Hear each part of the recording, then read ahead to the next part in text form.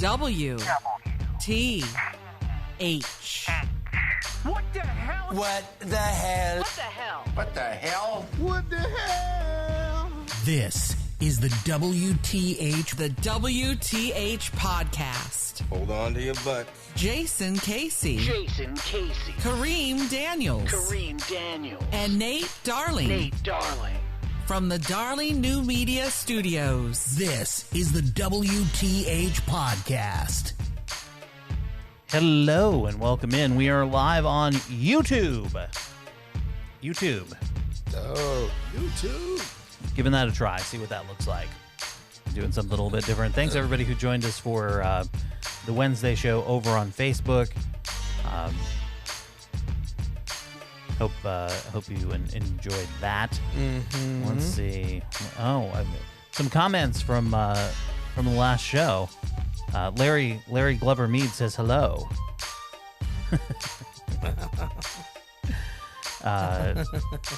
And he said, as long as the Plattsburgh Friendlies is still open, all this restaurant closing hullabaloo is fake news. Now Larry, they're closing. So Yeah, they're closing Friendlies. yep. I always loved a Friendlies burger, and they have the shakes. Oh, yeah, they have good burgers. They did. Do they have a special sauce that you didn't like on it?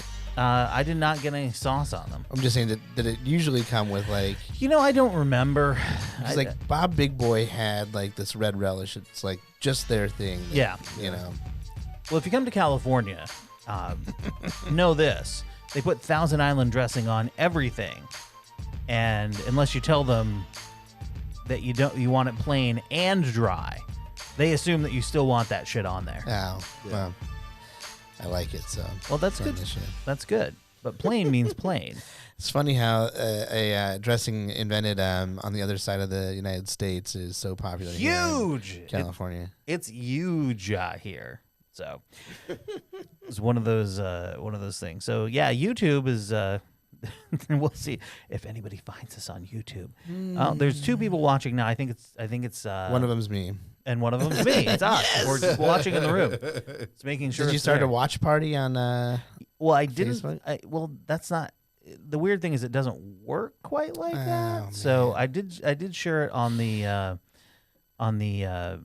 Facebook page there. Yeah, I saw that. So we've got that. Let me go over as we're. I hope if I fart that you can't hear it on the phone. I mean, on the mic. on the phone. On the mic. I hope you can't feel it in your pants. Right? Well, you guys will definitely smell it. So sorry. That's what we want. That's exactly what we want to do.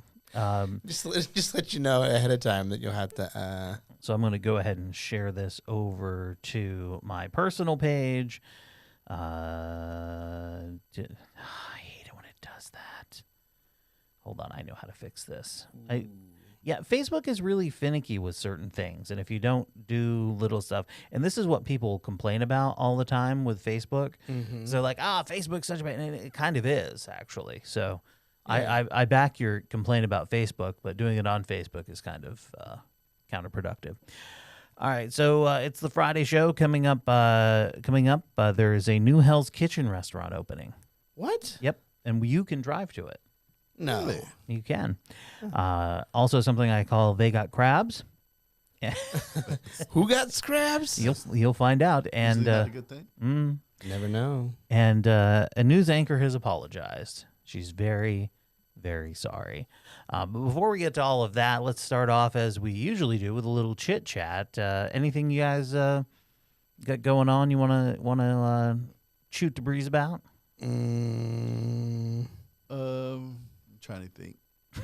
Oh, Jason, have you been to the new restaurant in your neighborhood, or are you just cooking brisket? No, just cooking brisket. So I saw them on the news. I saw them on the news over the weekend, which was interesting because they've been open. And on the news, it's like, oh, my God, they just opened up. And Well, they had their official opening. Those it was like soft openings before this. Like Yeah. the 27th was. Yeah, it's so far it's been really packed over there. Yeah, we went to Old Soul yesterday morning, and there was people waiting outside. Yeah. So So I've only eaten inside once. I've had their food a couple times, but it's interesting to see. Thank God, because what Sacramento really needed was another brunch restaurant. Yeah. You know, it's like one thing, like you're just hoping that enough open up that it's gonna be like this straw that breaks the camel's back. Like another one's gonna open up, but like it's just gonna be this one that opens. Then all of a sudden, like you'll never have to wait in line again. Yeah. It is the most popular meal in Sacramento. It really is. And by the way, Kareem, for all of the complaining that you do about gentrifying in Oak Park, opening a brunch restaurant is only going to attract more white people. No, Not this one. no, I mean no. Actually, when I walked, it was when I walked there yesterday. When we walked by, like every person that I saw, I can't tell you how many guys with half beards and like Birkenstocks. with you know, I saw plenty of white guys over there. Exactly. Yesterday. That's my point. I know. I'm supporting it because you say no. I'm like, nah, but that's brunch, right? That's brunch, bro. Look, What I'm saying is, if you On don't a want Sunday, white, if you the other don't people want, were at church. if you don't want a bunch of Yeah. white people around, you don't start a brunch restaurant. okay. I mean, it's like the sirens So- call for white people. So while black people were in church, there were white people in there. But the rest of the time, the place has been filled with black people. Okay, well, I still maintain it's going to be filled with white people. Oh, yeah, because y'all can't let us have anything. Hey, come out! Look at all this great stuff. Of course, Ooh, we got to take over that. or support it. Why you got to go negative? Because that's usually how it happens. Can't help it that there's just more of us. Right? It's not our fault. That's exactly true. I was just born here, man. I didn't choose. I didn't choose my skin color. I didn't choose. No, my but family. you did choose to gentrify. I didn't. I haven't gentrified. He bought it from another white person. It's all good. Who bought from another person in the 2000s? All right. So I forget the name of the place. So it doesn't. They don't need us. They're always full. So this was an interesting article that popped up. The biggest female icon every year since you were born. Now this starts really early, so it's way before we were born. It starts in 1940, and for the most part, they're the biggest actress of the year, but it started to change as we got into the 60s and 70s. So you've got people like Katharine Hepburn, Barbara Stanwyck, Ingrid Bergman, Lena Horne. Lena Horne in 1943, by the way. Yeah. Judy Garland in 44. Gene Tierney, who I don't know. Lauren Bacall in 46. Olivia de Havilland in 47. Margaret Whiting. Jane Wyman, the first Mrs. Ronald Reagan in 1949. Betty Davis in 1950. Leslie Caron in 51. Debbie Reynolds in 52. Bridget Bardot in 53 in her bikini. Ava Gardner in 54, Marilyn Monroe in 55, Grace Kelly in 56, Lucille Ball in 1957, Hey, Nina Simone in 1958 when she was 25 and released her debut album, Jane Wyatt in 1959, Ella Fitzgerald in 1960, Audrey Hepburn in 61, Jackie Kennedy in 62, Julia Child in 63, Diana Ross 1964, Julie Andrews in 65. Julie Andrews looked like Princess Diana in this shot. Yeah. I mean, scary. Raquel Welch in a bikini in 66. wow. Aretha Franklin in 67. Jane Fonda in 1968 when the film Barbarella came out. 69 was Gloria Steinem. That's when it went from singers and actresses to some activists. Yeah. Then we go to Ally McGraw from the film Love Story in 1970. 1971 was Mary Tyler Moore. 72, Cher. 73, Lauren Hutton, known for that gap between her front teeth. Barbara Streisand in 74, The Way We Were. Natalie Cole in 1975. Farrah Fawcett in 76. Barbara Bach, Hey, you went past Farrah too fast. Yeah, that Farrah Fawcett, that is the like, poster. Yes. That like when I was growing up, that was still a poster that people like you could find. I was born in 77, right? So, Right. You were born the next year. right. But I mean, like I remember seeing that poster. Oh, yeah. It was everywhere through the mid-'80s. Yes. So anyhow, Yeah. I mean, a hot blonde in a swimsuit is going to get your attention. Barbara Bach from from The Spy Who Loved Me, was 77. 78 was Olivia Newton-John. That was the year Grease came out. Donna Summer in 1979. Dolly Parton in 1980. That took a while. Yeah, Right. Princess Diana in 81. That was the year she got married. Meryl Streep in 82. Jessica Lange in 1983. Wow. Shirley MacLaine in 84. Madonna in 85. That was when she really blew up. Betty White in 1986. She was old then. Yeah, she was. Oh my god. She's still around. Betty White is like the Morgan Freeman of white women. She was always old. Always old. Or Wilford Brimley. Nancy Reagan, 1987. Oh man, fuck that shit. Glenn Close in 1988. Oprah, 1989. Oh, 89 Oprah. The most iconic woman of 1989 was Oprah. Julia Roberts in 1990, because of course she played a hooker. Naomi Campbell in 91. That was before she was throwing phones at people. Whitney Houston in 92. That was the I Will Always Love You year from The Bodyguard, which, by the way, written by Dolly Parton. Yes. Written by Dolly Parton. Celine Dion in 93. Jennifer Aniston in 94. That was early on, the year Friends premiered. Oh man. Mariah Carey in 95. Julia Louis-Dreyfus in 96. Kate Winslet in 97. That was the year Titanic was out. Sarah Jessica Parker in 98. 99 was J-Lo. We enter the 2000s with Lucy Liu. Alicia Keys in 2001. Halle Berry in 2002. Britney in 2003, before the breakdown. Rachel McAdams in 2004. Carrie Underwood in 2005. Angelina Jolie in 2006. 2007, Amy Winehouse. Yeah. She won 5 Grammys that year. Tina Fey, 2008. 2009 was Adele. That was her debut I year. can't believe it's been that long. Right? Rihanna in 2010.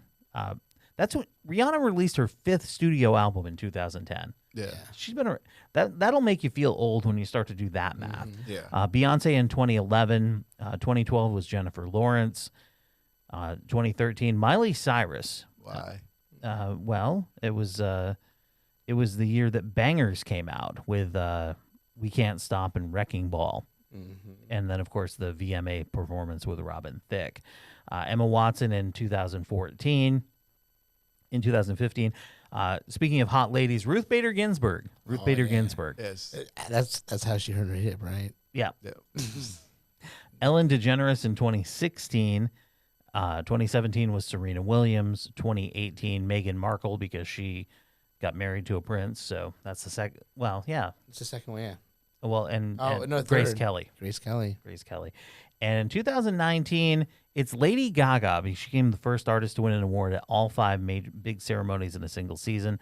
The Star is Born actress took home the Best Original Song at the Golden Globes, Best Actress at the Critics' Choice Award, Best Film Music at the BAFTAs, Best Original Song at the Oscars, and 3 wins at the Grammys. So it was a big year in 2019 for Lady Gaga. They don't even have like like some people, they used to have the EGOT, right? They'd have to have the create. EGOT. Oh, I know, but they have to create something additional for her now. Well, yeah. The BGOT. She didn't win a Tony, so she hasn't even got an EGOT yet. Yeah. She'll get one. So those are your biggest female icons since 1940. When they turn that movie into a into a Broadway, musical, because it already was. Yeah, I guess. What do you mean you turned it into? You're late, man. You're late. Yep. Well, it's a little bit different, right? Okay. So here's a lady who will not be winning the most iconic woman of the she'll year. get one. Not those are your biggest female icons. Oh, hold on. Since 1940. What is happening? Oh, it's happening again. uh, Except I know exactly what to do. There we go. The space time. I did it with Facebook when we streamed the last show, but the good thing is no one's watching on YouTube. Yeah. That is not in this room. Oh, Kevin found it. Oh, okay, good. There is a delay, Kevin. We have one fan. There is a delay. He is our biggest fan. Oh yeah, and my wife's aunt has joined late. So Son of a bitch. there we go. Let's see. It should be working there. It should be working. Send her over to YouTube. I know Come on YouTube. over, I know auntie. YouTube has audio because it just went through again. Just came through. All right. So this lady will not, in fact, be winning the most iconic woman of any year Well, who knows? But who knows nowadays? she's a smiley blonde anchor lady from KOCO in Oklahoma City, and this got shared on Facebook, which made people very angry indeed. This is Finn. We're about to show. Oh my goodness! Take a look at him. He's a resident of the Oklahoma City Zoo, and this week the zoo's 8th caretaker took over their Instagram, and we are all loving that they did. And as you can see, Finn was fascinated. Definitely ready for his close-up. Kind of looks like you. What do you take a picture of? He kind of does, actually. Okay, so they've got this close up of a gorilla at the zoo, and at the end she remarks that kind of looks like you being her African American co-anchor. Yes. So They played her out real fast. It's like, I mean that was the last line anyway. So that then led to an apology. You know, it's nice when people apologize, not because there's been a ton of pressure, but because they actually didn't mean to say something offensive, but did. So here's the apology. Message from KFCO's Alex Houston and Jason Hackett. I'm here this morning because I want to apologize not only to my co-anchor Jason, but to our entire community. I said something yesterday that was inconsiderate, it was inappropriate, and I hurt people. And I want you to know, I understand how much I hurt you out there and how much I hurt you. I love you so much, and you have been one of my best friends for the past year and a half, and I would never do anything on purpose to hurt you. And I love our community, and I want you all to know, from the bottom of my heart, I apologize for what I said. I know it was wrong, and I am so sorry. Oh, Alex, thank you very much, and I do accept your apology, and I do appreciate your apology. I want to let everybody out there know that Alex is one of my best friends. I mean, we do what we do here, and you know, it's not as if we see each other here and then we leave and we go home. We talk every day, or almost every other day. I've told you things. I've shared things with you as a friend, and I do appreciate you, and I do love you. All that being said, and Alex will be the first to admit this to you, what she said yesterday was wrong. It cut deep for me, and it cut deep for a lot of you in the community. I've heard the phone calls, and I've heard the Facebook messages as well. And I guess coming out of this, I want this to be a teachable moment, and that lesson here is that words matter. There's no doubt about that. Changing demographics here in this country, the demographics are changing. We're becoming a more diverse country, and there's no excuse. We have to understand the stereotypes. We have to understand each other's backgrounds and the words that hurt, the words that cut deep, and we have to find a way to replace those words with love and words of affirmation as well. You know, what we do here as broadcasters, we use words. Words are the tools of our trade. Much like a plumber would use a wrench or a doctor would use a scalpel, we use words. And our goal and what we need to do is use those words not to hurt and not to divide, but to build a more perfect union. And this is going to be a journey for us. We're learning things here. And we at KOCO5 hope that you join us along on this journey. Thank you guys very much. Okay. Can I just say, like the idea of changing demographics, like, no, the fucking demographics have been there. You know what I mean? Like, you just call white people on their shit now. You know what I mean? Like, that's I don't know, man. I just don't like. I love the fact that he called her, that he didn't just let her slide on the apology. Yeah. For her non-apology, because she never apologized for what she I don't even think she really understands what she did, because she all she did was say, "I'm sorry," but she didn't say what she was sorry for. And for her to have made her apology something that people would actually believe her apology, she should have went into the history of why what she said was wrong. But she only said, "I said something wrong. I apologize." Yeah, I said something that hurt people that I care about and hurt a lot of people's and I'm sorry that I did that. I think understanding that you don't necessarily have a grasp of that is probably a good thing too. Yeah. Because I don't think the other thing is you're talking about morning news, Yeah. and everything is so tightly regimented with how much time they have for everything that they're not going to have any more time than they had for this. Yeah. You know, that was a throwaway line at the end of a stupid kicker story, and she said something completely stupid and thoughtless that, you know, if said with intent, is incredibly racist. Yeah. She didn't say it with intent. She said it because she's dumb Right. and without thinking. Well, But I mean, like here, just like I try to think about like if the shoe was on the other foot, right, and he were to say something like, "There's let's say a pig up on the screen," and he said something like, "Oh man, look at that, look at those," like, and made some type of comment about the pig looking like her, like. The story would be much different, but we would probably still be hearing about it. You know what I mean? oh no, he'd been fired. That's what I'm He would've saying. been suspended. That's what I'm saying. I mean, I guess that's what I'm saying. Is like it's So, and I take your point, the fact that she said it and she's stupid. I don't think she has a real deep grasp of it. Right, and, right. and for her to expect her a day later to come in with this explanation of the details of what it was and what it meant, I think is asking way too much of her. well, Yeah, I'm not, and I'm not even saying to go into the details, but to at least acknowledge why, because somebody had to tell her why it was wrong. Right. Well, right. And also, like, she should have just, like, I mean, it's one of those situations where that was such a long and drawn out apology where all she needed to do is, like, Well, actually, I said, most of the apology was him. but hers still, like, she cried the whole time, and it just was, like, Of course she did. I That's- know. that's the I know. trick. I know. That, but I mean, like, and all she needed to do was come out, though, and say, I thought I was making a joke and a funny comment yesterday, but there's connotations behind what I said that I wasn't aware of, and I apologize for offending anybody. And instead, she went and, like, cried and just said, "I'm so sorry. I love you. You're one of my best friends." Like, and just went on and like that part of it. Like, she didn't need to do all that. Yeah. She didn't need to do all that. And for me, that's Jason summed it up perfectly. So here's the question. There, of course, are people calling for her to be fired. fuck that shit because though, of it. too. And there are people, of course, calling KOCO5.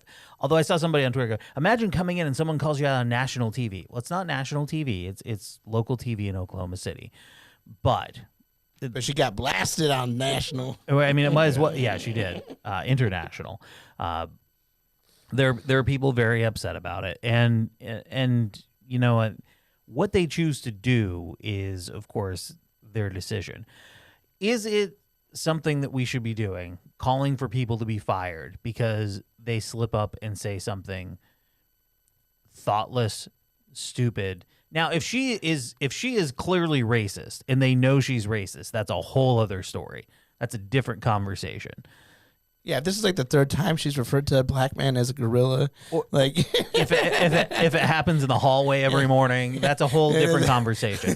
But people who say things like this, should her whole career, because that's what we're talking about here, is should this person's whole career be cut out, ended, because of that stupid flippant comment? I think the market should take care of itself. You know what I mean? Like, that's between her and her bosses and stuff like that, and people calling for her dismissal. I don't think that's the proper, like, it's one thing for it's a decision for her bosses, of course. You know, I don't necessarily think that her career should. I don't. We talk about cancel culture. I don't think she should be. Yeah. I think she should have. What her punishment or the way they deal with her should have been the way they would have dealt with him had he said something like that. But I think she should have probably got like a short suspension. And there may be behind the scenes stuff that you don't hear about just because of this is a Yahoo article that strung together some clips from Twitter that people recorded off of their TV. Yeah. We don't from this know everything that went into this. So I'm just getting really tired of people make a mistake. And everybody just wants to be like, they're awful. We're going to ruin their lives. We're going to take them down. Twitter, do your thing. Yeah. No, it's like, come on. Yeah. There's a difference between what she's doing and what Alex Jones is doing. Right. Yeah. Right. And But, I mean, but even like if you watch the Chappelle special, have you watched it yet? Yeah. But I watched it late, so I was kind of falling in and out of sleep sometimes. So the whole idea of cancel culture is ridiculous because people make mistakes. And so, like I said, I wouldn't call for her to be fired, like permanently fired. But like I said, if she had like a little short suspension, like a week or something like that, and be like, hey, take a diversity class so that you understand. And I'm pretty sure he's school nerd now. Well, it's just like people just don't get, I mean, especially white people, people that aren't black, don't get that, like, there's certain connotations of things. Like, a relative sent a picture or posted a picture of her kid in daycare, and it was there were cops, and then like a bunch of monkeys got loose, and the cops had to get the monkeys together. And these are preschool kids, and nobody, not one grown up in this whole white school, thought that there was anything that could possibly be perceived that was racist in the depiction of what they were doing.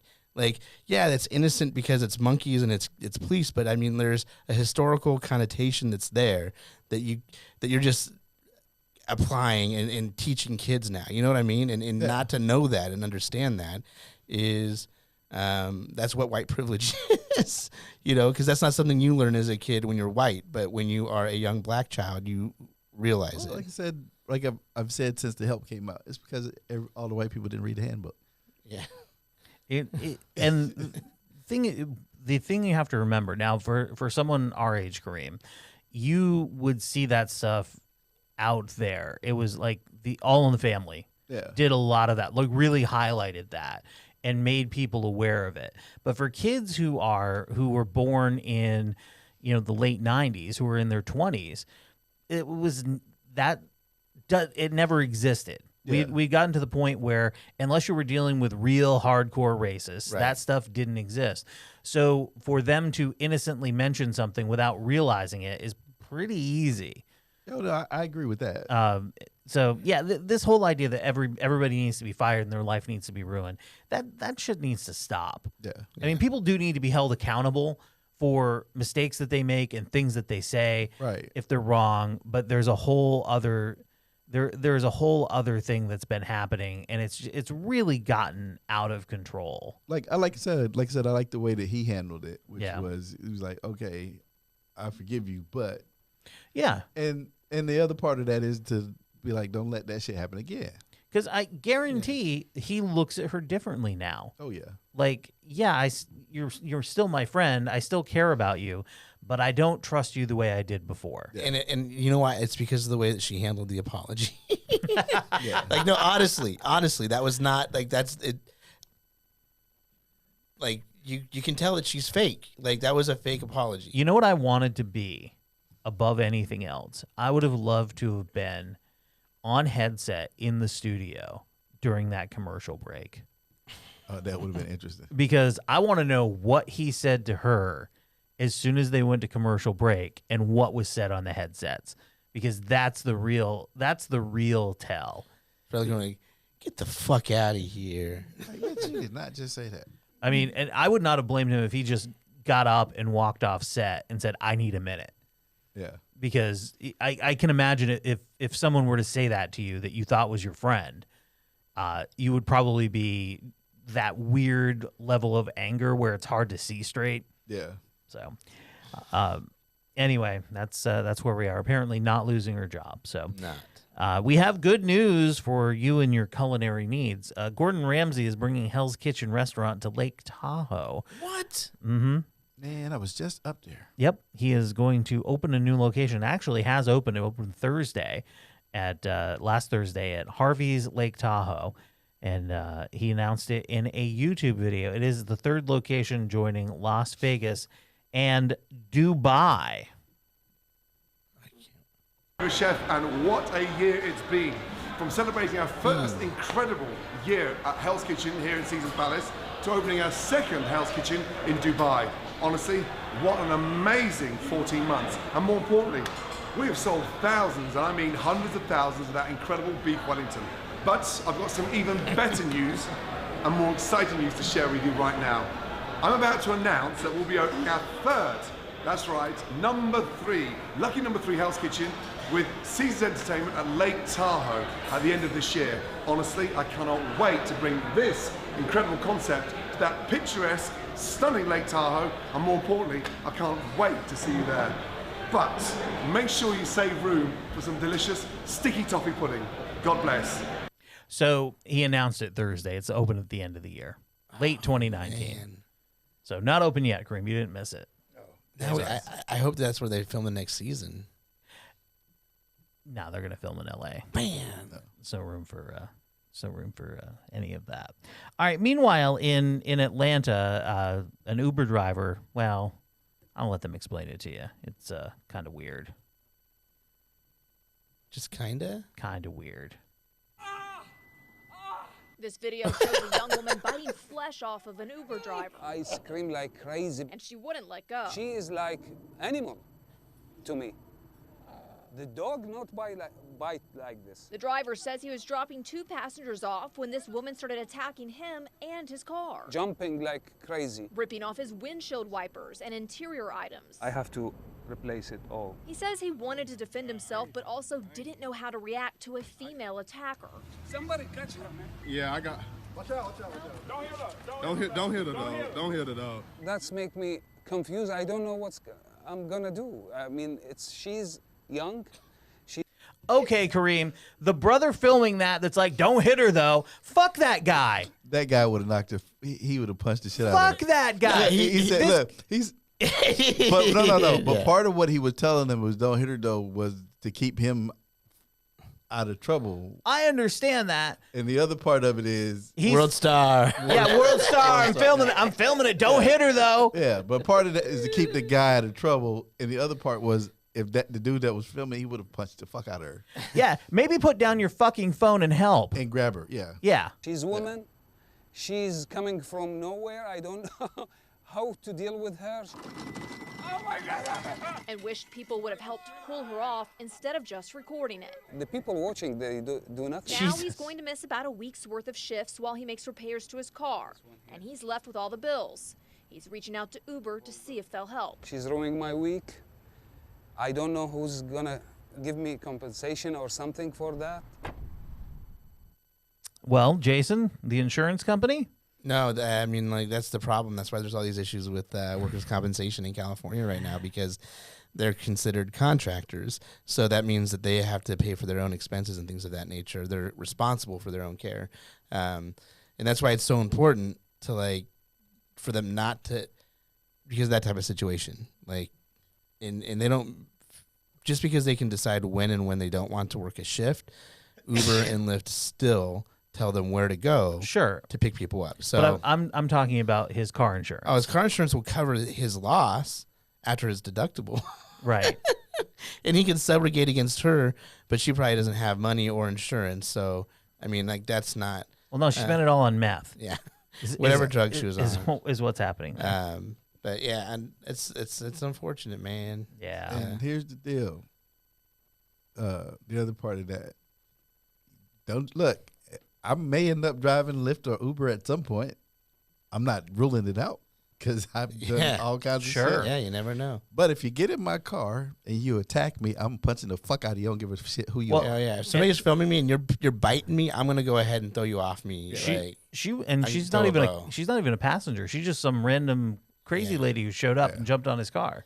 Yeah, dude, you are getting drop kicked across Florida, land of enchantment. Dude did not help him. Crazy. No, don't hit her. Is Florida Corner. Don't hit her. Don't hit her. World Star. Headline: Florida supermarket battered for creating Hurricane Dorian cake. Get it, battered? A Florida supermarket chain is in the eye of the storm for creating a cake decorated with an ominous Hurricane Dorian bearing down on the Sunshine State. Jessica Sullivan shared a photo of the storm-themed cake, replete with a wide cone of uncertainty on Facebook. with the caption, Publix has all your hurricane party supplies. Publix has everything. That is not a fucking cake. It's a cookie. She told ABC News that she bought the pastry baked by Linda Hardenberg at a Publix supermarket in St. John's, Florida. The 1 pound chocolate chip message cookie features durian, lime green Florida, and blue icing, and it costs $10.99. One Twitter user who also shared Sullivan's photo wrote, only in Florida and only at Publix. Some were offended that the pastry made light of a potentially catastrophic situation, writing, not funny. But Sullivan brushed off the criticism and said she thought the cake was just funny. I mean, yeah, these storms are serious, but you can't find some humor in a crappy situation. You'll go nuts.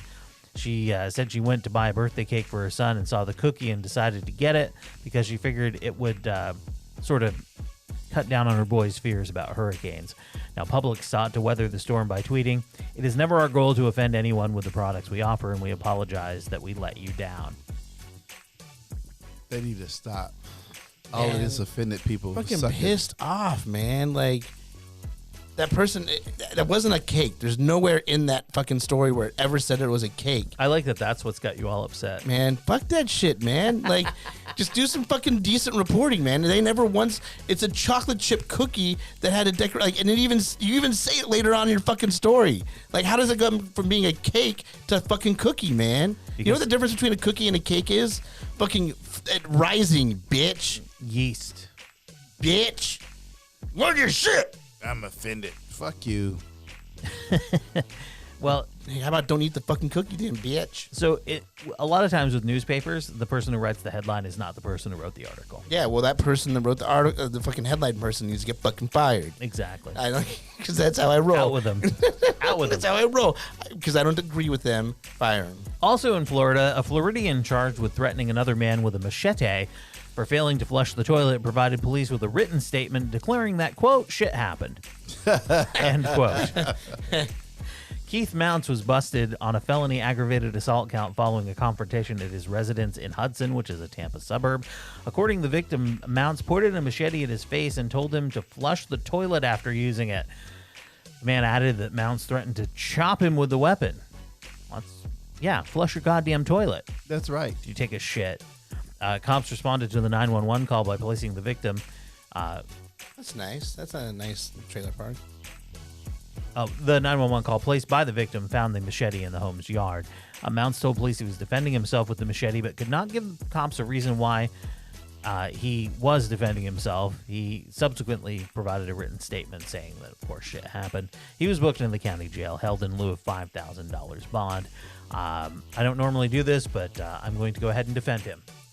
If you take a shit in somebody else's toilet and you don't flush it, you deserve to be threatened. Unless you're like at a party where you don't like the person and you're doing, a special one. Well, then you need to get your ass whooped. Yep. I mean, if you're gonna do that shit, you need to be prepared to fight. Or if you're gonna do it as a prank, upper decker. Oh yeah. Well, now upper decker that isn't a class unto itself. It's Right. gonna be difficult. I mean, there's nothing like a dry dock or a swampy one. You know what I mean? Like, with the swamp, you leave. You have to make sure it's a big shit. And you have to turn the water off. Like, you only just leave a little bit of water in there, so it's just a little bit. It looks like a little mud trap, and then you just shit all over the place inside, so it looks like a swamp. that's a swampy. Then you got just a dry dock, which is where you just drain all the water out. And then you take a shit in, right? And then you got the upper decker where you do it in the top after letting all the water out. So, I mean, there's a few other ones. There's nuance and whatnot. You got the. Oh my god! But almost nothing as bad is the. Anyhow, yeah, I can't go into it. But when you live in a mobile home park, there's a special version of one. So. What? You gonna do it? Be prepared to fight. Oh man, fair point. But yeah, I mean, hey, come on. Sometimes you forget to flush the toilet. By the way, if you need something to clean your toilet, you can probably get it on Amazon. If you're going to do that, go ahead and go through the Shop Amazon tab at the top of WTHpod.com. Or you can order something from Target. Same thing, right there at the Shop Target tab at WTHpod.com. It helps support the show, and it doesn't cost you anything extra, so thank you in advance for doing that. Meanwhile, in Tennessee, a mom and daughter were busted in a brazen crustacean heist. Brazen crustacean. That's a headline. After stuffing $200 worth of crab legs in a purse, a mother-daughter duo fled a Tennessee supermarket, but not before slugging a female employee in the face when she tried to thwart it. In criminal complaints filed, Felicia Hollins, who's 56, and Gabrielle Hodges, who's 34, are charged with theft and assault in connection with the August 18th crab leg thievery at Superlo Foods in Memphis. According to police, 2 witnesses say they watched 2 females take crab legs and conceal them in a purse. And when the store manager, Diane Glover, tried to stop the females at the checkout, one of the suspects struck her twice in the face. Memphis police subsequently identified Hollins and Hodges as the suspects. The duo was collared after a witness identified both women in separate photographic lineups. In a post-arrest type statements, Hollins and Hodges each reportedly copped to participating in the robbery. They were booked into the county jail on the misdemeanor counts. Now, while Hollins was subsequently freed, Hodges was released after posting a $100 bond. They are scheduled for a court appearance. Now, court filings do not address where the crab legs ended up. So, but Nate, I just need to see how the crustacean investigation is going today. I'm sorry. I said it's Superlo Foods. I'm guessing that's how it's pronounced. Superlo? Superlo. Superlo. It's employee owned. Oh, awesome. That means that they probably don't have workers' compensation insurance or other types of benefits that you get for... It's Tennessee, Jason. Of course they don't. No, I mean, like that's one of the reasons that the changes have happened in California in the last couple of years, because people were getting like there'd be like 10,000 stock option in the corporation, and people would get like 1 or 2%, and then they'd say, "Oh, well, you're a partial owner, so we're excluding you from." Gotcha. That's why these changes have been happening. Oh, all right. Let's wrap this thing up. Employee owned. That's what it means, bitch. I'm just kidding. Not always. Let's leave the hustle and bustle for small town news. It's back to Maryland. Maryland. The food choices are vast at UND's Wilkerson Dining Center. Woohoo! That's right. The Eat Beat has gotten so desperate it's gone to the dining halls. The food choices are vast. Seating is pleasant, though the dining area is on the second floor at Wilkerson Commons at UND. The place is airy and light with windows all around. Did you say Aryan light? Airy and. Oh, okay. It's North Dakota, so it's still I don't know why. They're really blatant about it there. It is. The food choices range widely from pizza and burgers to Asian foods and roast turkey. In all, there are 8 different serving stations with rotating menus. Beyond that, on campus, there are easy for me to say, a la carte options at Squires Hall Food Court and some choices at the Stomping Grounds at O'Kelly Hall. Food service at Wilkerson was a bright spot during the opening week of classes at UND. On Tuesday evening, there were stations offering food choices including carved turkey, pork loin, and gourmet noodles. It was almost enough to make my head swim. What are gourmet noodles? I didn't what the gourmet noodles are. Unclear. Head swim. So I followed the choices of the other customers, mostly students, getting settled in for a new year of classes.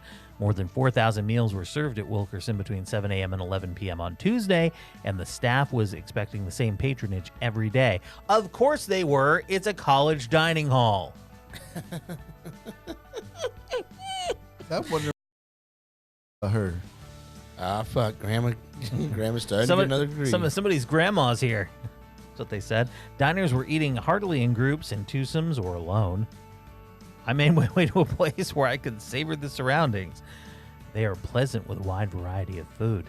I paid $10.65 for dinner and was told the dining room was open to the public. You never know until you ask, and I wasn't sure when I found a parking space and made my way upstairs in Wilkerson Hall at UND. After the busy opening, heavy patronage was expected every day. Lunch is served from 10:30 a.m. to 4 p.m., dinner from 4:30 to 8. The Italian rotisserie turkey was one of the offerings Tuesday evening. I found it tender and tasty, somehow with more personality than the rather good but often bland turkey served Wilkerson dining centers. What?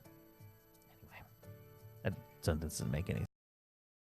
I found it tender and tasty, somehow with more personality than the rather good but often bland turkey served. Okay. Tender and tasty. Wilkerson Dining Center offers pleasing varieties of choices with 8 different stations and rotating menus. You already said that. Orlin Rossison, the director of dining, said there's more than 7,000 meals served over the opening weekend, and Sunday through Thursday, every day, there are around 5,500 to 6,000 meals served between 7 a.m. and 11 p.m. We don't know where they all are coming from. On Friday and Saturday, closing is at 8 p.m. The dining services employ between 250 to 300 who are mostly students and work part-time. The changes over more than 20 years of food service, there's more choices and students prefer more variety. He said that food buying is 15% regional. The all-time favorites are chicken strips and macaroni and cheese. And students still like hamburgers and pizza. No kidding? No, really? So crazy. Kids like that stuff? So the Wilkerson Dining Center at the University of North Dakota. The director of dining is Orlin Rossison. The assistant director is Jason Gallagher. The chef is Jeff St. Michael. They seat 540 in 2 dining areas. They're open 7 a.m. to 11 p.m. Sunday through Thursday and 7 a.m. to 8 p.m. Friday and Saturday. Here's your report card. Wide variety of gourmet and everyday foods offered at the University of North Dakota. New for fall is Grab and Go, located on the lower level of Wilkerson Commons. Grab and go. Grab and Go. Grab and Go, also known as shits for later. Yeah, exactly. So 93, rolling through the dining halls at University of North Dakota. Is anybody inspired to go to their local college, say Sac State, and just hit the dining hall now? I was just thinking about it. Because, I mean, there's nothing that I love more than trying to find a parking space at Sac State. Right. And then also maybe eating food from college that was always just so... Maybe UC Davis. Oh, those UC fuckers, man. They got it good over there. All right. Well, that's going to do it for us. Everybody, have a great Friday or the rest of your Labor Day if you're watching live on YouTube, which you are probably not. There's one person. Yep. Nope. It's a small group. Love you. Thank you. A couple of quick questions. Nate, in your experience, have television news people been smart people or maybe a little bit less than smart? It like anything else, it depends. There have been several that are less than smart, and there are some that are quite smart. So it really depends. Look at your flex. Oh, shit. You're just flexing for the camera right there. I stretched because I was sleepy. And maybe he was giving him the machete to break it up before flushing. The shit knife. Good point. Shit knife. Yeah, it definitely could have been a shit knife. All right. That's going to do it for us. We'll see you next time. Bye-bye.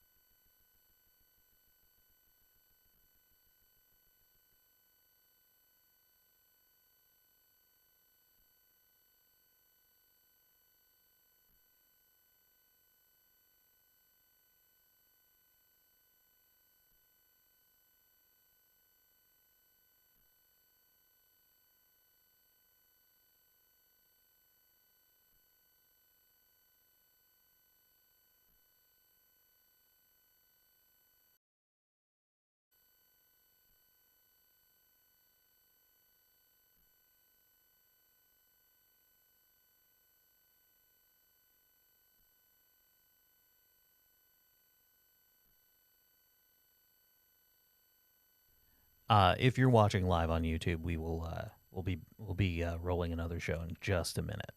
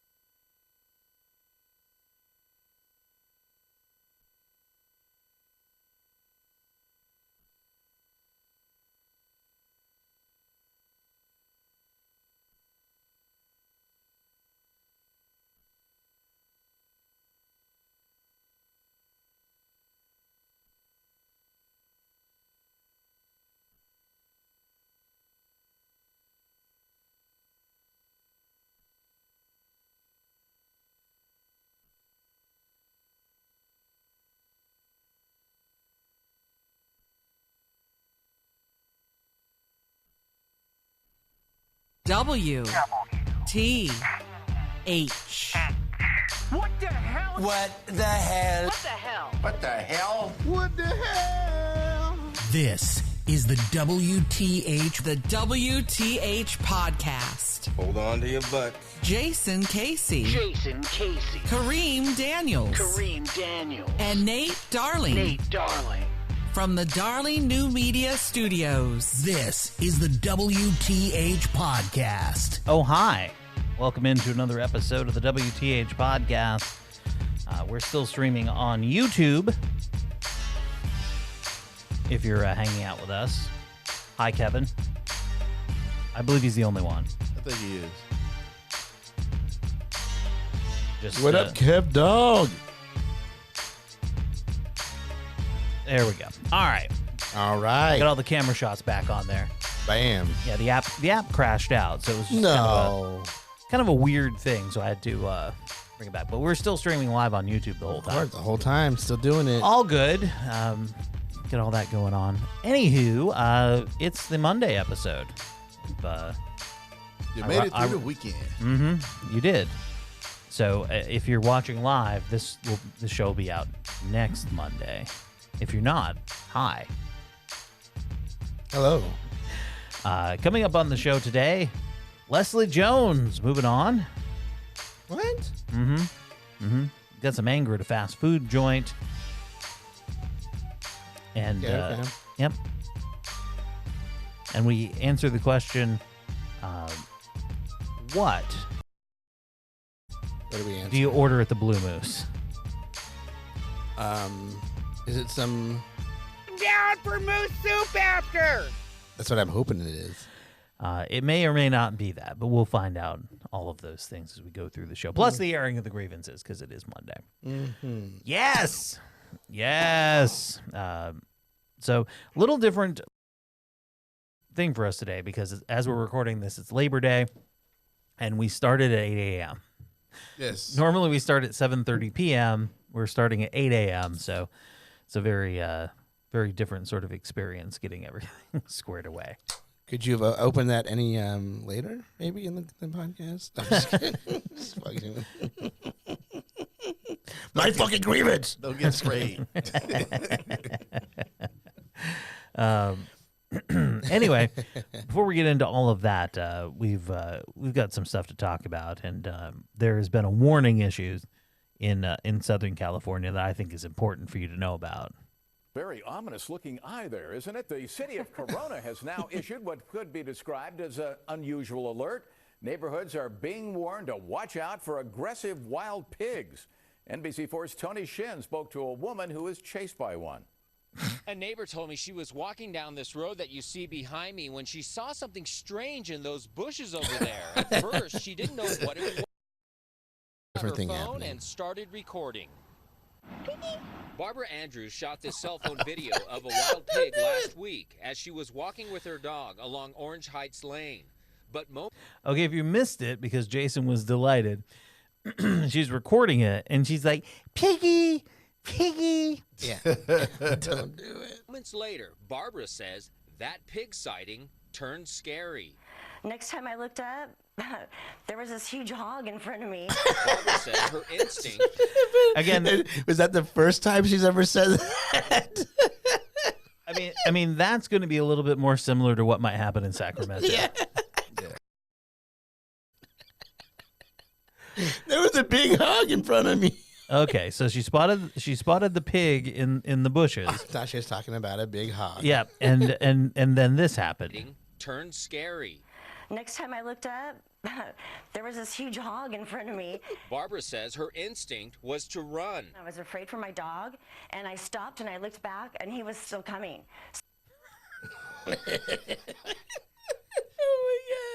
Your dog is supposed to be for protection. I guarantee it's a pocket dog. Yeah, it's definitely a pocket dog. But again, she saw this huge hog, and it kept coming. It kept coming. So I started screaming, and I just kept running, and...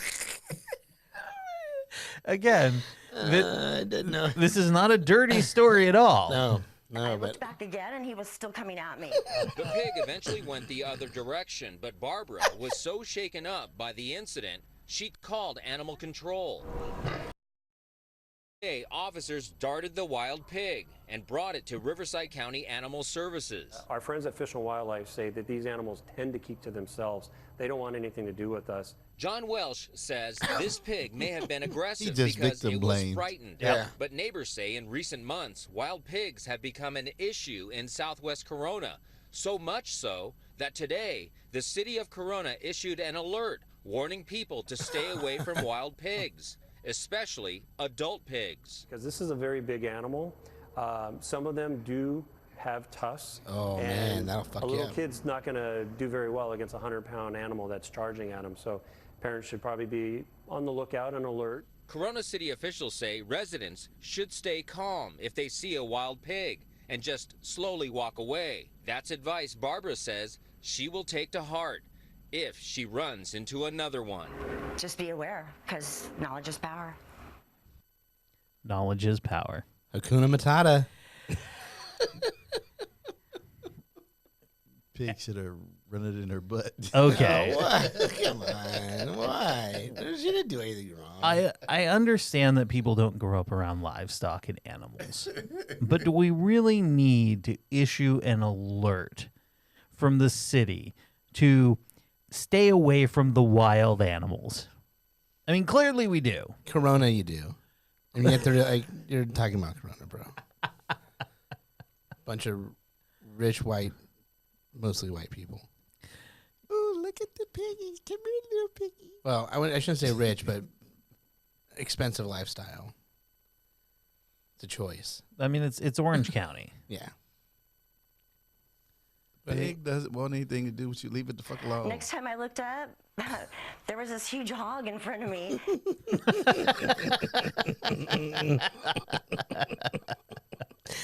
And that's how, like, most of Louis C.K.'s dates ended. Right? They end up on your forehead. Oh, man. Yes, and I said, Mr. Moonves, I have work to do. Yeah, and Mr. Lauer. Mr. Lauer. Though I heard that was more of like a piglet. Oh, sick burn, dude. Was it a mushroom? Sick burn. The airing of the f***ing grievances. All righty, Jason, what's been bugging you? Oh man. So, like, there's this idea, like, so I'm smoking meat. I've been smoking meat for since Christmas last year, right? So almost a year now. I just did my second brisket, and one of the things that they talk about is how you want to do it low and slow, and how it gets the meat so tender. And like with the brisket, that's really important because there's a lot of collagen in it, and you need to break it down to make sure that it's smooth, and you want to keep it moist. So like on my forums, like I read so much, like, and like everybody talks like, and there's been some guys that talk about doing it hot and fast. I'm like, man, no, like this is the real ways to do it is this way, right? Like the way you guys talk about like 12-hour, 15-hour cooks and stuff like that. But that's just difficult to do when you got a family and you're helping your wife, So I was like, you know what? Let me try it this hot and fast style. Let me try to do it in my Weber and keep the heat between 325 and 375 and just cook it that way. Doing it hot and fast. Hot and fast. That's what happens after you have wife and kids. Yeah, that's what happens, right? You got to do it hot and fast. I mean, that describes so many parts of my marriage. Oh man, I'm sorry if my in-laws are watching. They're not. They may be listening, but they're not watching. So so I did that. So I cooked it. I literally put it on at like 11:45, and I took it off at like 4:15. So like 4.5 hours, right? Or was that 5 hours? Yeah, it was like 5 hours, almost 4.5 hours, 5 hours, and it was fucking amazing. Like it was hella, like it was flavorful. Like it did the bend test, where like you cut it in like a slice and you can see it like it flexes right. I was just so astounded in like being able to cook that much meat that quickly. Listen, man, I turned around. There's a big hog in front of me. No. Anyhow, So fuck all y'all talking about this fucking barking shit and how important that is. Like, I get it. You want to create this awesome fucking bark. But if I can do the same thing and get the same fucking taste and almost everything, like, I made one where I got that big bark and it was okay. But this was fucking so much better. I don't know if I'll ever go back the other way and do it again. I might do it a little bit longer. I might try to do like a 6-hour one. But this one turned out so perfect. Like, I don't know if I'd ever do it again. Like, and now I know that I can do it in like 5-6 hours, like, to the table. And I cooked every piece of it. So fuck all y'all trying to talk this shit about doing 12, 15 hours. Time for it. Kareem, what's up with you? Let me see. I don't know if I touched this one last week, but back to the Chappelle special, and all these people who wrote articles canceling or trashing the special without actually watching it for context. Fuck you. You watched it to be offended. You didn't take into the fact that he actually put pretty much everything that he did in context. It was, and as somebody it was described, it was like the 7 words you can't say. The way he set it up. So, you didn't watch it you watched it to be offended. That's what you did. And you were looking for reasons to try to cancel him or say that he was out of touch. If you watch it and you watch the joke that he does about the LGBTQ community, he takes that joke and he works that joke from within the community. He doesn't do it as a bashing the community from the outside. He does it about the way that they treat each other, which is a joke that's written from somebody who actually has taken the time to understand how that community works. And so the fact that you would you would ignore the fact that he's been around and within the community enough to understand how it works, and you just totally ignore that. Fuck you for being a selfish, shallow asshole. Yeah, I mean that what is it, last half hour of the special, right? Yeah. I mean, like, you don't realize, like, if you watch it just to be offended, then you will turn it off after it's over or not watch the whole thing. Yeah. And not see him have a discussion with people like about it the whole. So here's the thing. So one of the things is I saw him in Sacramento. He spent probably about 20 to 30 minutes having a conversation with a lesbian couple about their experience. Mm-hmm. He made the shit funny, but he was having a conversation with them. And I don't think that he just did that in Sacramento. Probably not. I mean, and the great thing about that is he didn't have to prepare material. Right. He didn't. He's just going to show up. I mean, how great is that? You don't have to prepare a show. You just roll out to each town and just interview people. Yeah. And this shit was amazing. So of course. So I'm saying I've seen him work or actually have that to understand their experience. And you took the idea that he just went on stage to gay bash or trans bash or whatever. Fuck you, you're an asshole. You don't know enough about the amount of time that he put into what he did to even criticize it. Well, and the conversations that he had. And the conversations he had. Yeah, I mean, like, he has a touching, like, conversation. I get it's just important. The episode, like the first of all, the title of the, like, it was funny because I didn't realize that that it had dropped until Kareem had told me that it dropped. But then you look at the title of it called Sticks and Bones, Sticks and Stones. Yeah, like, that tells you a lot about what it's about in the first place. In that last 30 minutes, is it 30, 45 minutes? I mean, it's it was long. It's pretty much an hour. Yeah. Well, yeah. Yeah. But no, it's an hour of gold. Yeah. Yeah. So. And, you know, and there's some shit that you can be offended by that, you know, like I watched it with my girlfriend last night and to watch it with her, it you know, it's to watch it in a different way because I watch her watching it. Right. And She laughed at most of it. There was some shit she didn't laugh at, which was like, okay, she didn't feel that part. But that gave me a gauge of how over the top it, how much further past my sensibility it was, right, for regular people. Well, the other thing is if you're watching something when you're tired or you're in a bad mood or whatever, sometimes you just don't take that type of comedy in the right way. Yeah. Just because you're just not in the right mindset for it.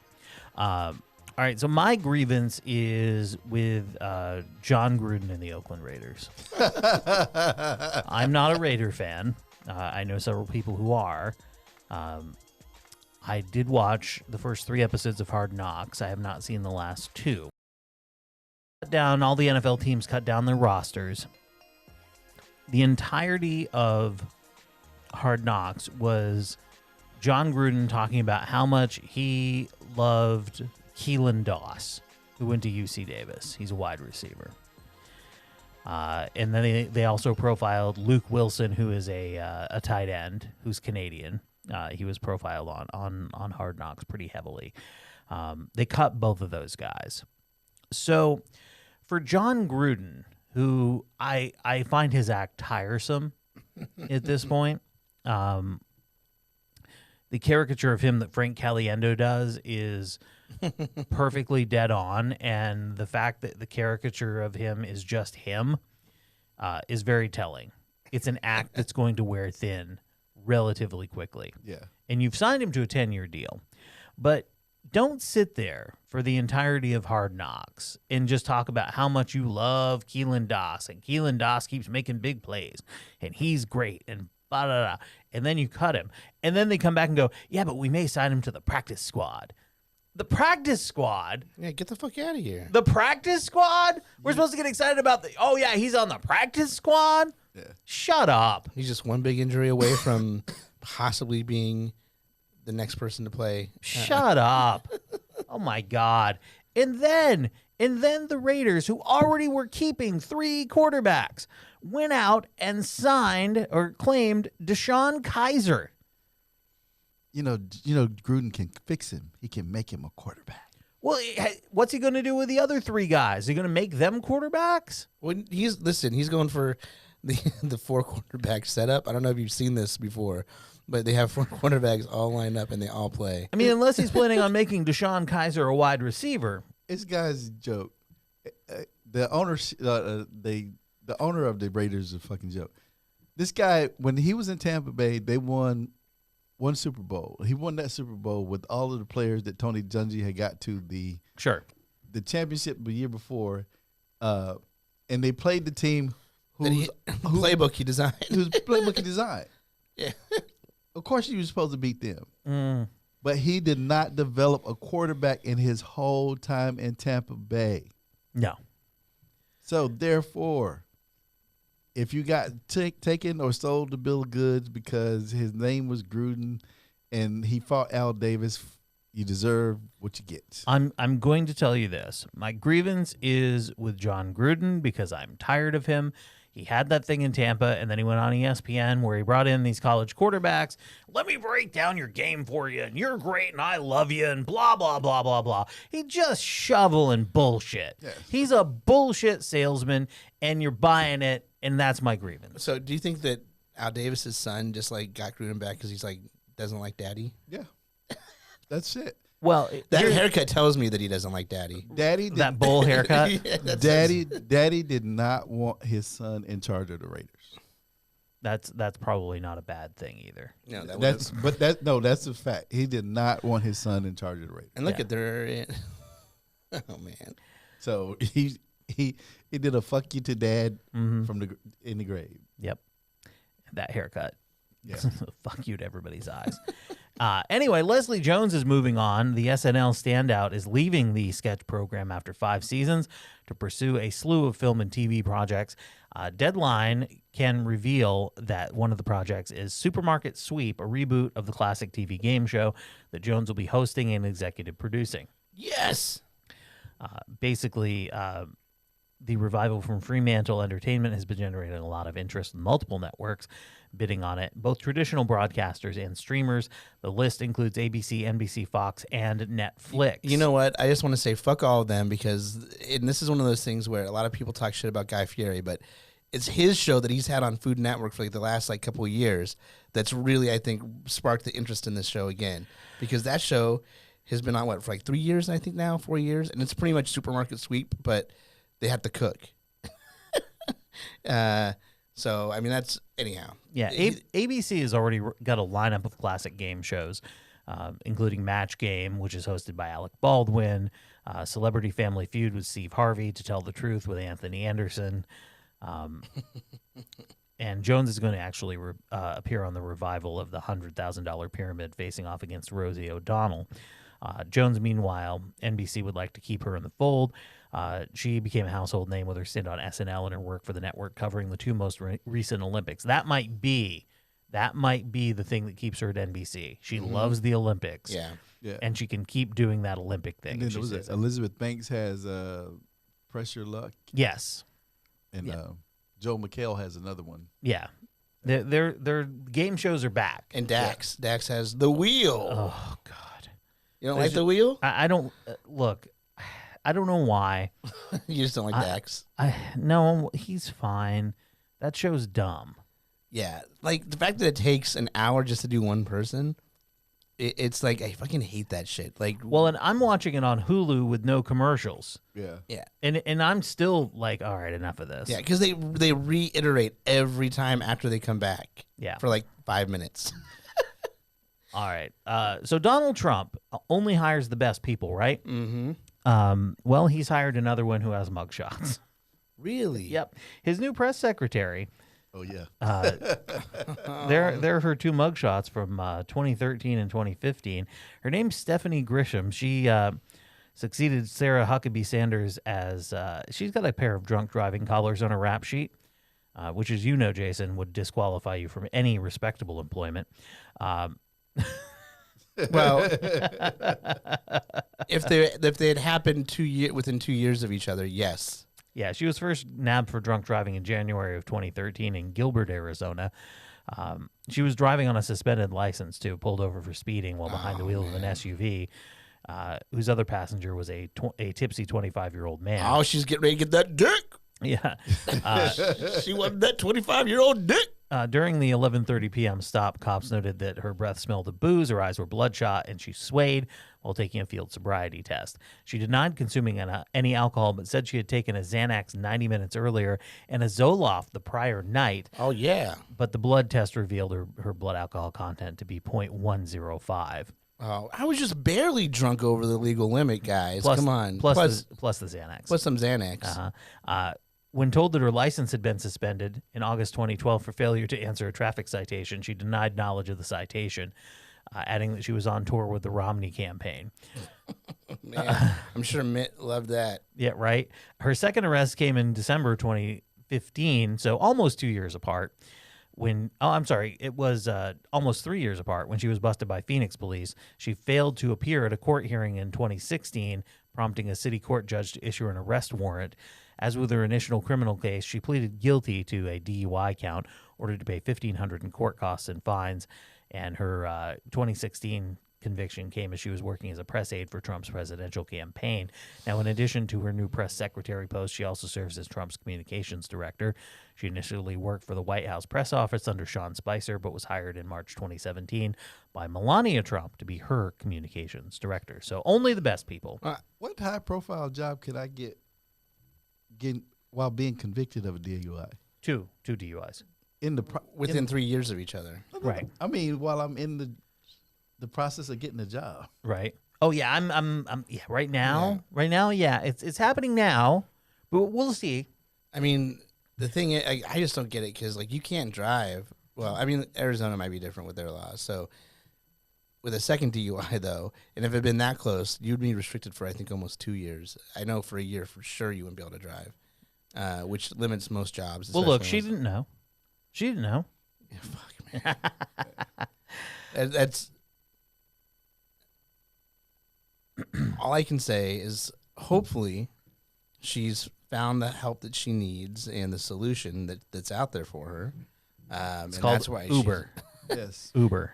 Or just maybe she has a drinking problem. Not that I am to judge, but generally when you've had 2 DUIs within 3 years, it tells you that that's not normal because most people don't get DUIs. Here comes the judge. Here comes the judge. Hi, only the best people. So last week, Republican Representative Sean Duffy announced that he was resigning from Congress because his wife, Fox News commentator Rachel Campos Duffy, is pregnant with the couple's 9th child, and the child is facing health issues that will require open heart surgery after she is born. So, of course, right-wing host Jesse Lee Peterson, our old friend, felt the need to weigh in on the whole thing, and he's got a very interesting take on this. His wife is having a 10th child, and as a result, I guess they did some type of test while the baby is still in the womb, and they found out that the baby has heart problems, and that apparently the baby's going to have surgery or something, whatever, to correct the problem. But this guy, Sean Duffy, is stepping down from his job because of that. Beta male! But that's not what take the cake. Beta male! But that's not what takes the cake. Did you see Jason perk up when he yelled beta male? Yeah. Fucking hate that, man. I knew it would not be the first time you'd heard the term. No, I mean, like, here's another fucking incel for you. Here's another men's right activist. Here's another guy that just does not get a fucking clue. Where the fuck do we get all these names from? Yeah. From the fucking incels, man. They're the ones that came up with this whole fucking idea of alpha and beta males. Like, Well, no, alpha males have been around for a long time. but no, the idea of what the beta male is compared to an alpha male. It's this generation. They have a name for every goddamn thing. Yeah, we got to label it. Well, conservatives have been really good about labeling shit. Yeah. That's what they do. And this is our generation guys that are doing the beta. But get ready for his logic. What tastes the cake is that his wife, let me see his wife again, has 9 children. Let me see another picture of her. 9 children. With him, apparently. Okay. And she's working. She's one of the Fox News commentators or something like that. And so my question is, what kind of a woman would be married to a man who can provide? Because this man is a congressperson, I believe. He can provide for the family. Why does she have to work? Okay, first of all, motherfucker.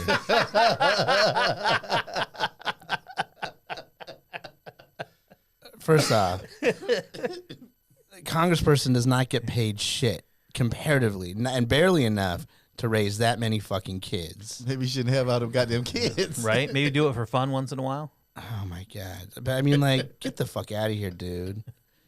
Okay. And we don't live, like, what fucking world? Man. Well, we've still got more. Okay, let's hear it. Why doesn't she stay home, be a wife, a mother, and help raise the children? Man, she probably is. This guy has to step down because this baby apparently has some issues, according to what's being reported. My thing is, the man need to continue working. The woman can stay home and deal with whatever issues that need to be done. The man can help out, inform, or whatever he needs to do, but he shouldn't quit his job for that. I guarantee you she's making him do it.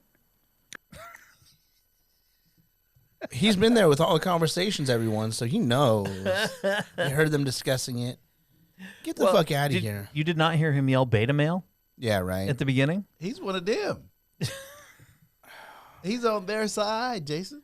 Oh, I know, man. And that's how he's dealing with people that are on there. He's just pissed off that that's another seat that's going to go to a fucking Democrat. Well, and that's the thing, is incumbents get reelected at a staggering rate. Right. So if you're looking at districts that may flip, yep, ones where a Republican holds the seat and is stepping down are vulnerable. Yep. So that's why he's beta male. Beta male. I need to get that drop. Like I just don't. Yeah, you do need to get that drop, just like the hog drop too. You get those two drops. I mean, like, she's man, like the whole idea of like a beta. Oh man, it's just. I once fell into the whole of reading about these incels and shit like that, and like, but it's not just the incels. Like I said, it's the whole generation that have come up with all these fucking labels. Everything needs to be labeled, and again, conservatives are big about labeling things, but so are liberal people are very big about this. It's like, oh, and we have to call it this, and we have to call it this. Yeah, like, where the fuck did we come up with this cisgendered? What all? Of I'm this? not even gonna dip my toe into that. That whole thing came out as like all of this bullshit. That all came out of the DSM manual, like, and them figuring out that type of stuff and it becoming part of that. So that's why that's there. And those what terms, manual? The DSM. That's what they use for doctors and stuff like that. The medical terminology and things of that nature. So that's where all that stuff comes from. So that's why that's all scientific talk and easier to explain to people than. Just telling them, oh yeah, well you're normal, you're what society considers normal. You can't say normal. Yeah, well, that's the reason there's a term is if you say normal, it basically infers that someone who is transgendered is not normal, or somebody that's gay is not normal, right? Or somebody that is not, or somebody that is, presents as one. So that's why all those terms. But the whole beta stuff, that's all about. Controlling a dialogue of why guys can't get laid, like because all these beta males like are talk to these women and they submit to them and they're not truly like all about being alpha and telling them what to do. I mean, like the whole idea of what it is and why they call people beta men. Like I'm definitely beta. They would definitely call me beta. we know. But then they also have like other terms for like I don't think it's there's another term for the guys that the incels that they call themselves. Like it's a big culture of downing on themselves and like talking shit about like just because my ear's 5 millimeters lower than the other ear, that's why I'm not. I mean, I'm serious. They say shit. What like is this going on with white men? They're getting scared about people like this that are definitely not white having that many kids. I mean and when they're just pissed off because they're not getting laid. That's why they don't understand why they're not getting laid. The poison doesn't get out. Duffy, when you don't get the poison out. Because Duffy is definitely white. And so is his wife. Is it? Are they? Yeah. She looks like she might be, like, they might have a little. No, she's just tan. Just really tan? Okay, that chick was on, like, the first Real World. Oh, was she? Yes. That's why they were they were on the first Real World. Were they? Yes. Oh man. So at this point, they probably shouldn't still be having kids. Yeah. Well, I mean, if they listen, who are we to fucking tell somebody to have kids or not to have kids? Bruh. But the idea of like the beta, like I'm not talking about the beta male. I'm talking about health of a child. I know, right? Yeah, that's true. I'm talking about health of a child. Period. Point blank. Period. 1994, she was on the Real World San Francisco. Yeah. Wow. She's 47. Yeah. She's 47 years old. And they already had a bunch of kids. And they already had, that's selfish on both of their parts. Yeah. Because that's not thinking about the kid at fucking all. This will be their 9th. Yeah. Man, there's a surgery that could have happened. Right. Well, multiples actually. One on him, one on her. Right. Yeah. That's Either what I'm saying. way. Plenty of ways. Yeah. No. I agree with you there. Yeah. But at the same time, You're 47 fucking years old having a kid. I could understand if you're 47 years old and you had fertility problems and could never have had a kid, and there's a way for you to have a kid now. I get that. But you already got 8 fucking kids. It's a lot of kids. Well, yeah, it's a lot of kids. Yeah. Like if you wanted another kid, you could have fucking adopted. Mm-hmm. Wow. Yeah, no, without a doubt, they could have adopted. Yeah. So, here's the we got a picture of them from. She was on the San Francisco. She's a Republican. Yeah.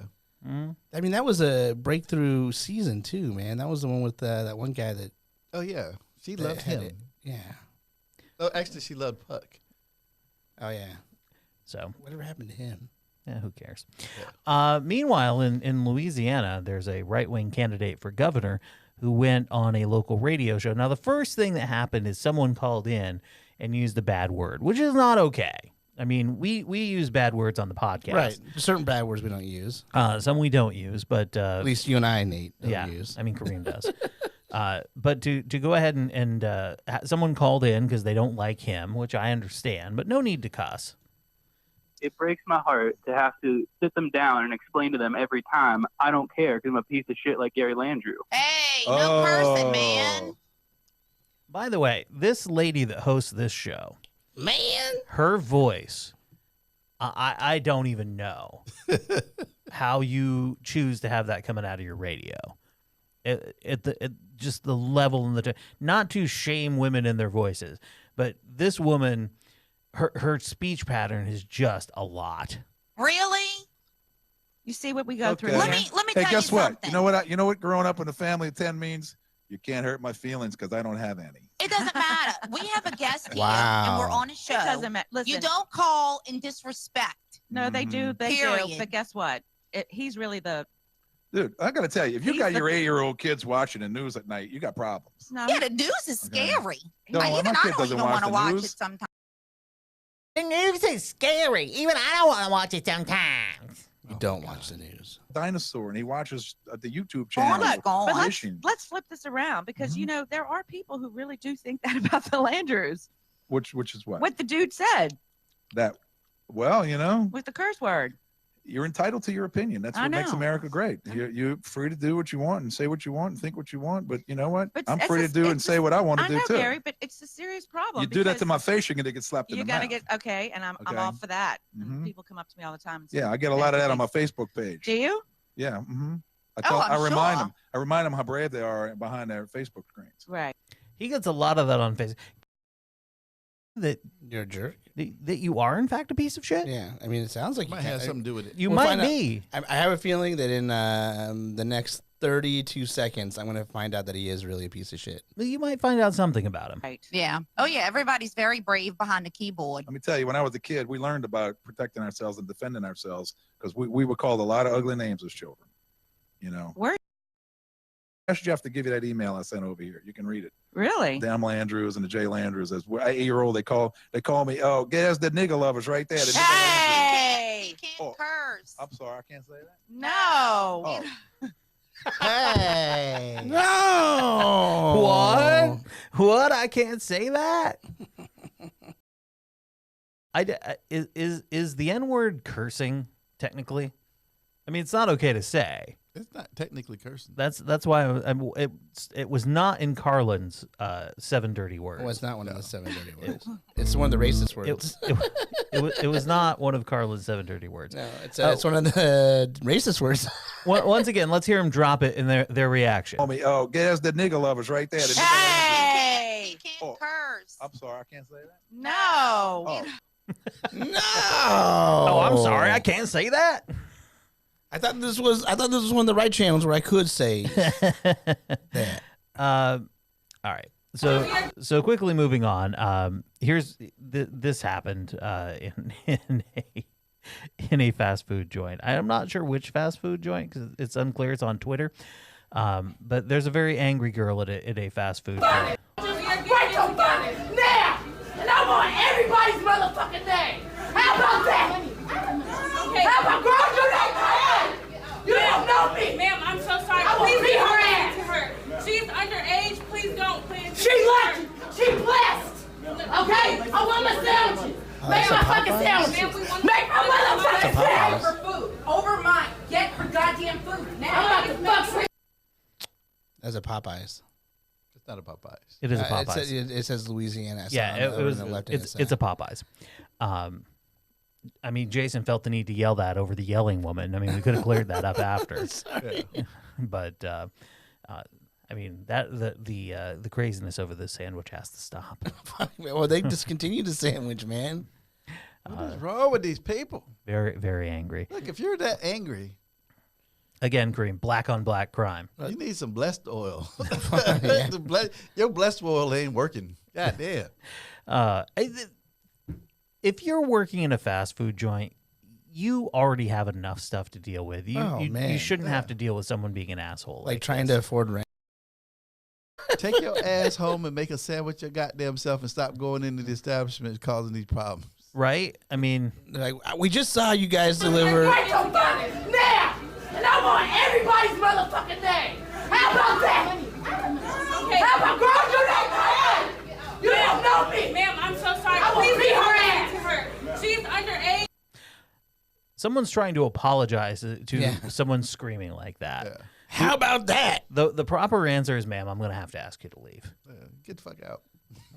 Ma'am, I'm going to have to ask you. Do you know why? Because you are a goddamn problem. Let's leave the hustle and bustle for small town news. All right. Wrapping this up, and we'll answer the question, what do you order at the Blue Moose? Oh. Down for moose soup after. Can't wait. What do you order when you go to the Blue Moose? When that question was posed to some bridge players after a game this week. Oh, but that's Marilyn Haggerty in Of the course, Grand Forks. Yeah. The answers were varied and lively. The first response came loud and clear. Chicken Meisner. Is that a chicken that like you eat and you feel what it's been feeling because like it's using its past, in order to like make itself the best chicken it can? There were then votes for an assortment of favorite foods at the Moose. There were preferences for the walleye, the chopped chef salad. Someone said the Swiss burger is absolutely delicious. Eventually, we got back to the chicken Meisner that's named after one of the chefs, Bruce Meisner. It's a lightly breaded chicken breast stuffed with prosciutto ham and gorgonzola cheese. For $15, it's served over jasmine rice and topped with gorgonzola cream sauce. The Blue Moose is one of the largest restaurants in the area. The decor is North Wood style. North Wood style. Mm-hmm. The interior is finished with logs and light wood. Oh, okay. This time of year, customers are drawn to the outdoor tables overlooking the Red River to the north. There's seating for 60 on the deck, and including the dining and lounge areas, along with the upper levels dining room, the Moose can hold 360. Summer, the Moose at the main entry is welcoming customers with a fresh coating of bright blue paint. With the opening of UND and harvest underway, there's a feeling of anticipation and autumn on the way. Seating on the deck will continue as long as weather permits. One wasp that liked my Oriental salad drove me inside this week. Oh, Maryland. Maryland. Nevertheless, most outdoor and managers say outdoor service continued last year through September. Wow. The Moose has become an institution in East Grand Forks, outliving the former Whitey's. Yay. A cafe that was a destination. For decades, the destination place. The Moose started out on the south side of the Demers Avenue.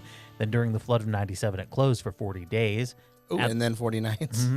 At the time, the original owner said they were building a dike on the wrong side of us. Hey, that's not. You can't say that on the air. The whole building, except for the kitchen, was then moved to its present location. After the move by the Blue Moose, they were building the dike on the wrong. Oh my God, it's the same quote. Mm-hmm. Okay. He said it. He said it not once, but twice. Apparently. They're building the dike on the wrong side of us. Mm-hmm. He credited some of the newfound success to the coming of Cabela's to East Grand Forks, and he was looking forward to a new theater operation in the nearby mall. In case you're wondering, the Blue Moose Bar and Grill. Now later for moose soup. 507 2nd Street Northwest in East Grand Forks. Reservations 218-773-6516. Call today. They are open 11 to 11 Monday through Thursday with 1 a.m. weekend closings. The owner is Patrick Boppery, general manager, and Nathan Shepard is the chef. Oh, Nathan. He's a good chef. Sure. The report card with seating for more than 360 on the deck. The Blue Moose is one of the largest restaurants in Greater Grand Forks. An inviting variety of offerings and a wide range of prices appeals to customers of all ages. The average tab ranges from $10 to $15 for lunch and $16 to $25 for dinner. The service is generally good, friendly. That's not a ring endorsement. I mean, unless you get that one girl, Tiffany. Yeah. But if you get Nathan, he'll make you a good hip and mattress sandwich. Yeah, there was that one time. Dirty bitch. Yeah. The service is generally good, and Damn it. Yeah, it's just Yeah, one time I had this one and she just couldn't get it right. She just kept fucking it up. It's true. Anyway, that's going to do it for us for this episode of the WTH podcast. Thanks for listening. Whether you're downloading the podcast or watching the live stream, whatever you may be doing, I hope it was a good one for you. Hope you had a great week, and we will see you next time. Fresh new show on Wednesday. See you next time. See you then. Bye.